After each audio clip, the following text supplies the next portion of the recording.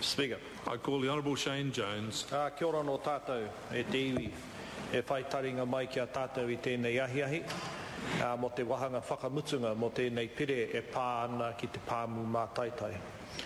Me te mihi atu hoki ki te ohu kaimoana, nā rātou tēnei kaupapa I poipoi I tō rātou wā, a tutuki no pēnei a tātou e mātakitaki I tēnei rā.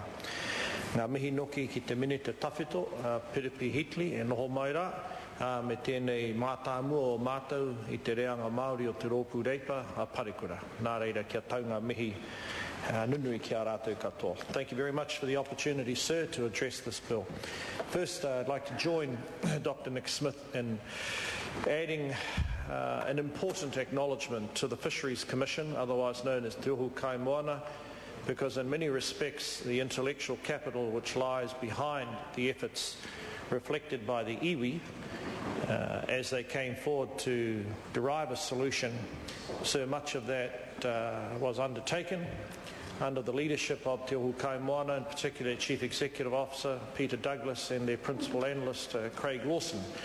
And all of these things, it's not only politics that causes them to move into a state where parliamentarians can reflect the will of the legislature and move it towards royal assent. It needs creative and very pragmatic people, and obviously the officials who have their task, which is at the end of the day to guard the Treasury's purse, they were dragged along into the process as well. So earlier politicians who have made their contribution in a fit of goodwill, let's all acknowledge them. So this bill actually relates to an important part of the economy where for a long time successive governments have sought to generate greater export earnings from. I refer here to our ability to take coastal space, apply to it farming technology within the vicissitudes of climate and weather, and choose appropriate species and create goods and services out of that enterprise. That's it in a nutshell.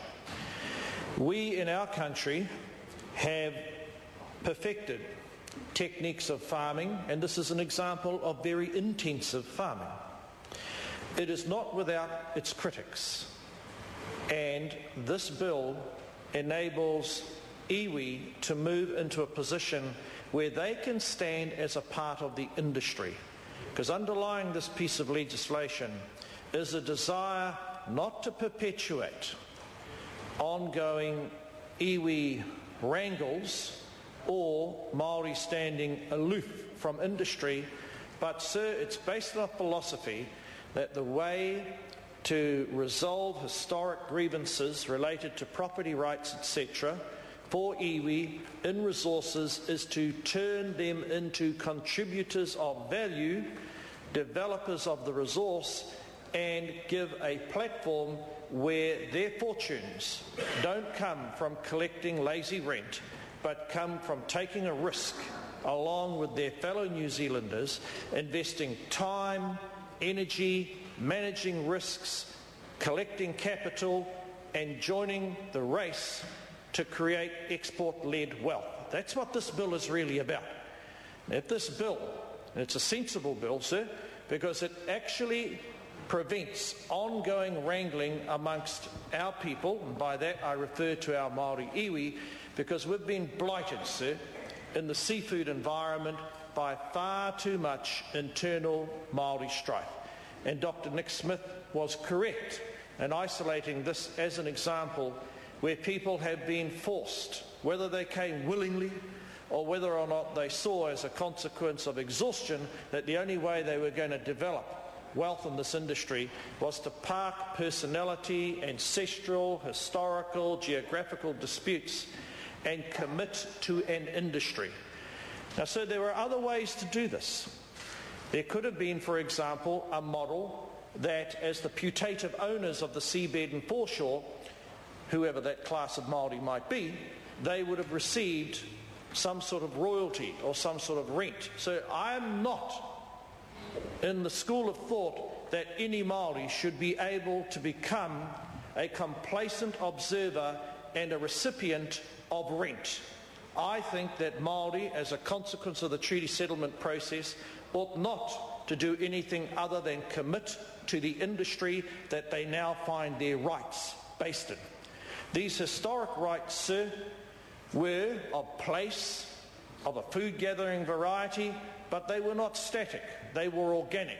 And as circumstances facing Maori after the treaty changed, they've had to move in such a way that their entitlement reflected societal limits, tolerance and ambitions through our medium of politics to actually give institutional expression to these ancestral interests, sir. Now this is a very important point.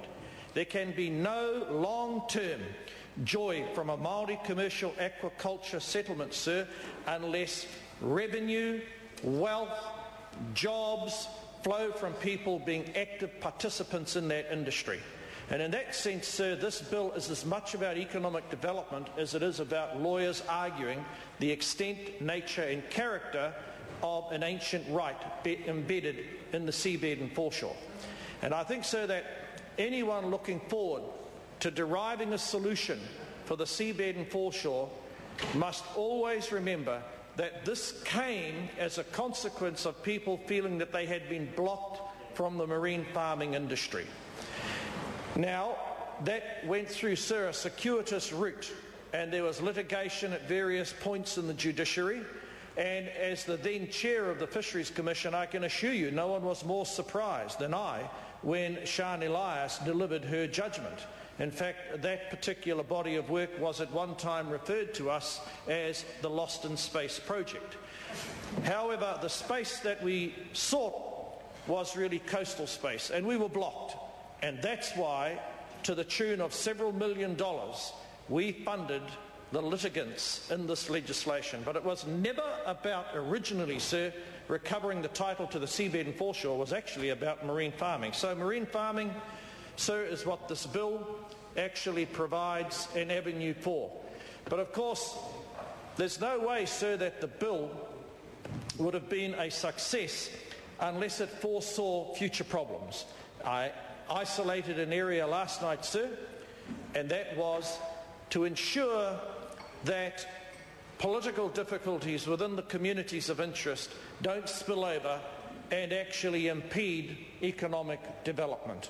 And this bill, in my view, and full marks, sir, to the chair and the members of that select committee, in particular, obviously, the Maori members, they were being lobbied, I should imagine, by various participants, advocates in this process.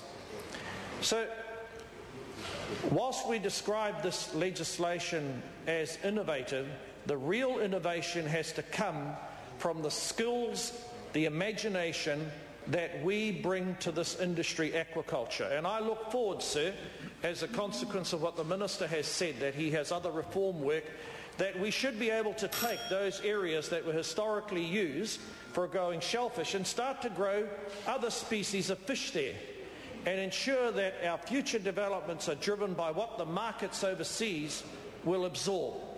Because the key to making a long-term success of this is identifying where are their burgeoning markets, where is there the ability to pay, what is it they want to purchase, and can we now grow that type of resource to satisfy these changing markets.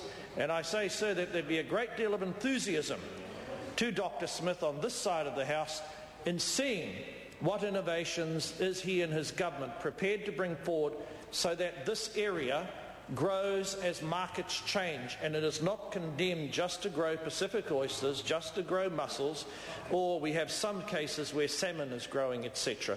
So I think now that this potential blockage is out of the way, it's important that all of us who regard this as a key natural resource capable of being used to generate export earnings allow other types of economic activity with other species of fish, etc., to occupy these areas, so that we're not growing produce, sir, or causing Maori to be locked in an industry that's based on a historical appreciation of what New Zealand can generate as opposed to what markets want. And I think, sir, if that flavour is injected, should I say, and that sort of vision is borne by the stewards of this settlement on the Maori side, then the aquaculture industry